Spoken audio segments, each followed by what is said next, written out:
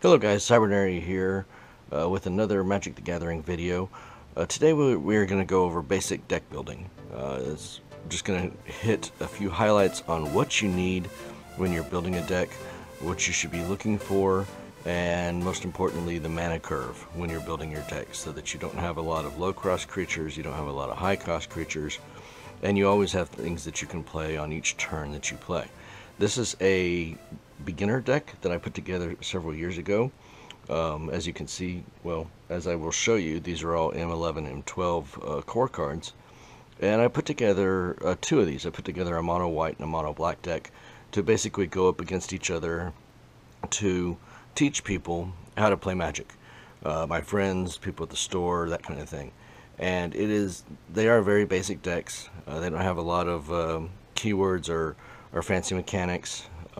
I tried to include a couple of the core mechanics in this color, like in white has lifelink and flying, and in the black deck there are other things. But I wanted to show you guys the deck first, and then we'd go over kind of why I picked each card real quickly, and then talk about the mana curve and why that is important. So first off, over here we've got Pride Guardian. See if I can get it here so you can see it.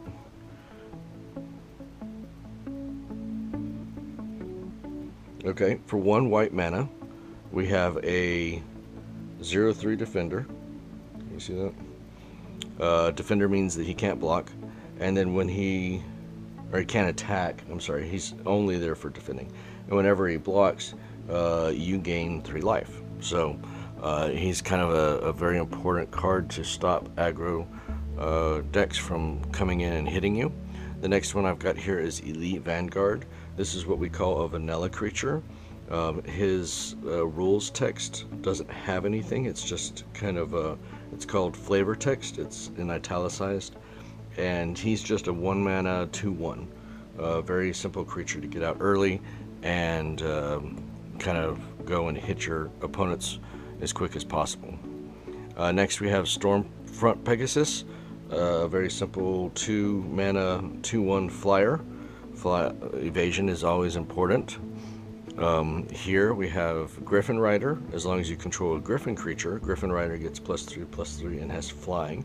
Otherwise it's 2 mana for 1/1. And we do have a couple of Griffins in the deck as well. We've got Griffin Sentinel, which has flying and vigilance. 1/3 for 3 mana. Vigilance would mean that it doesn't have to tap when it's attacking. So that powers up our Griffin Rider, as well as Assault Griffin, 4 mana 3/2 with flying, which also powers it up. Griffin Rider. And the last Griffin I believe we have is this Pedigree Griffin, flying First Strike 2/4 for 5 mana. He's a little pricey, but First Strike makes him worthwhile. We've got ourselves a couple more ground creatures here. Armored Warhorse, another vanilla creature, 2 mana for 2/3. We've got Benelish Veteran. Whenever he attacks, he gets +2/+2 until end of turn. So in a sense, 3 mana for a 2/2 that turns into a 3/3 when he attacks. Encourages us to attack. And then of course our game winner, which is Sierra Angel, which is the 5 mana 4/4 flying and vigilance angel that we can play. The rest of the deck constitutes instants and enchantments. I've got Guardian Pledge, which is an instant for 3 mana. White creatures you control get +2/+2 until end of turn. You can play that after you declare combat, so that your opponents think that they'll be able to block and kill your guys, and then you buff them up at the last minute. This is an enchantment. Aura. You attach this to one of your creatures and it gives it lifelink. Any damage that is dealt by that creature comes back to you as life, and 1 mana you can enchant one of your guys with lifelink. The other aura I have is called Pacifism. This is something that you would put on your opponent's creatures so they can't attack or block. This is important because you want to be able to interact with your opponent's board and his creatures. Mighty Leap is an instant that says target creature gains +2/+2 and gains flying until end of turn. So you can make one of your small ground dudes, big and flying. Stave Off is an instant that creature gains protection from the color of your choice until end of turn. So if we were playing the mono black deck, we would choose this and give our creature protection from black, and then his black creatures couldn't do any damage to our creatures, or to that creature. And then last but not least is the Safe Passage instant. For 3 mana, we can prevent all damage that would be dealt to you and creatures you control this turn. So if you were blocking a huge wave of creatures, you could play that and basically wipe out all their creatures while they would do nothing to you. Or you could let everybody swing in, all of their guys swing in to hit you and play that, and basically take no damage, and then you could swing all of your guys in since his guys are all tapped out, and get in for a lot of damage that way. So if you'll hold on a second, we'll talk about the mana curve of this deck and why that's important. Okay, so we're back and we have rearranged our cards, our deck, into different rows that represent the converted mana cost of each of these spells. Creatures and instants and sorceries and planeswalkers are all considered spells until they resolve and end up on the battlefield. So what we've got over here is our 1 mana cost spells. These are our 2 mana cost spells, and when I'm talking about converted mana cost is what we're talking about here. So it doesn't matter what color yet the spells are, we're adding all of the mana up that it takes. If it's 1 colored and 1 colorless, the converted mana cost is 2. If it takes 2 colorless and 1 white, then the converted mana cost is 3, and so on and so forth. So right now we are adding stuff up to be the complete cost it would take to cast that card. Now when you're thinking about cards that have an X cost in them, like a Fireball or a Genesis Hydra or any of those type of cards, Crater Claws, all have an X cost in them. You can add them to the pile where X equals 0, or you can add them to the pile where you most likely expect to be casting them. A Genesis Hydra obviously could be cast on turn 4 for 4 mana, or you could wait and cast it for 8 and be able to get your Hornet Queen or anything below that out. But for our purposes, I usually put anything with an X cost in our mana curve as a 0, just to count that in that spot. Why is a mana curve important? Well, a mana curve is important because 90% of the time you will only be able to play 1 land a turn. So that means on turn 1 you have access to 1 mana.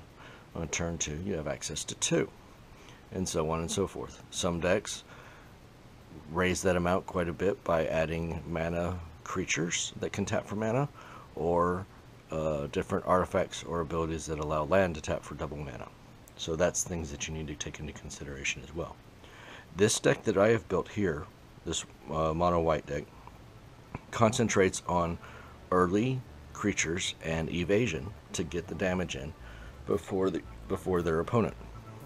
So I have built a deck that focuses on 1, 2, and 3 cost creatures with a couple of combat tricks, basically instants that either buff my guys up, give them evasion, or prevent all damage that we've been dealt to them.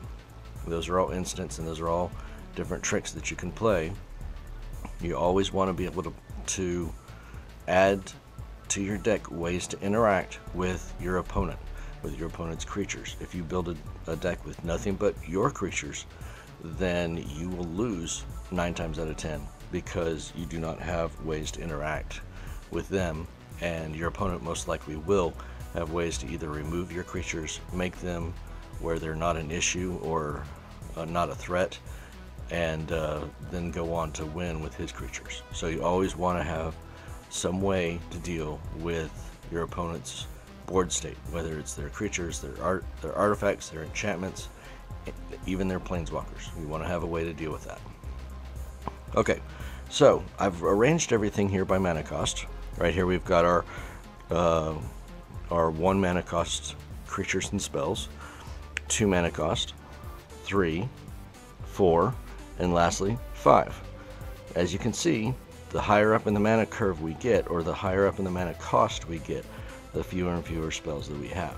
And there's a reason for that. You don't want to have 4 or 5 cards in your hand that cost 4 or 5 mana, especially not in the beginning of the game. You'll never be able to play any of them because you'll be dead, most likely, before you can play enough mana to play them. So we start off with a fairly heavy 1 cost card spells. The top of our curve is 2 mana, then things start to lessen off with 3 mana, and then 4 and 5 are the same. And as you can see, it kind of starts off here, it goes up, and then comes back down this way, and then levels off. This is a very conservative and efficient mana curve for an aggressive deck. You want to be able to have things on a nice arc, whether it's at the 2 cost or the 3 cost, just so that you have plenty of things that you can play regardless of what turn it is. These cards are all still relevant turn 4, turn 5, turn 6. In fact, we may even be able to play a couple of them a turn. That's also very important. It lets us double up. So when you're building your deck, I highly recommend you arrange your cards out like this to look at your mana curve. Find out where the bulk of your spells are in the mana cost department, and find out if you need to maybe lessen up over here on this side to bulk up over here on this side. And as you can see, we've got ourselves 38 spells. That leaves us with 22 land. 10, 10, and 2. This is a low number when it comes to land. Most people will recommend 22 to 26 depending on your mana curve, but our mana curve is very low. It tops out at 2 and then peters off after that, so we can get away with running 22 land.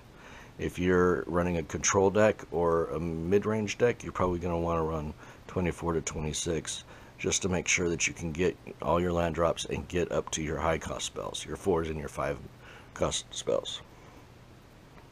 Okay, well, I hope this video has been helpful to you in explaining how to build a deck and what to look for, how to arrange your cards so you can tell what your mana curve is, and I explain why mana curves are important when building a Magic deck. My name is Cybernary. Likes and subscriptions are always appreciated. If you have any comments or requests for other videos, please leave them below and I will be sure to respond to you. Thanks so much, guys, and have a great day.